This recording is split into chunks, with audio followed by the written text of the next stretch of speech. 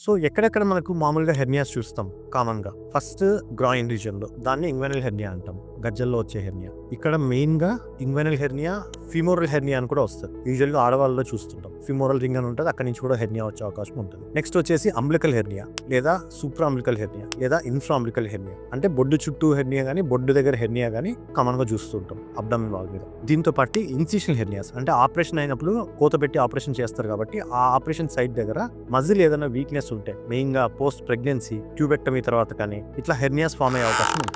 So ఈ hernias ఏవైనా సరే మనకి దీన్ని మెష్ పెట్టి ఆపరేషన్ చేసుకోవాల్సి ఉంటుంది. ఇందులో లాప్రోస్కోపిక్ అండ్ ఓపెన్ సర్జరీస్ ఉంటాయి. Laparoscopic surgeries are safe, faster recovery ఉంటుంది. ఇంకా పెయిన్ చాలా తక్కువ ఉంటుంది ఓపెన్ సర్జరీ కంటే. ఎందుకంటే ఆ కోత కానీ కుట్లు కానీ చాలా తక్కువ ఉంటాయి కాబట్టి లాప్రోస్కోపిక్ సర్జరీ అనేది చాలా సేఫ్. సో ఈ హెర్నియాస్ వేటికైనా సరే లాప్రోస్కోపిక్ ద్వారా మనము మెష్ పెట్టి సర్జరీ చేస్తాం. అదే యాంటీరియర్ అబ్డామినల్ వాల్లో చేసే హెర్నియాస్కి కొన్ని రకాల మెష్లు వాడతాం.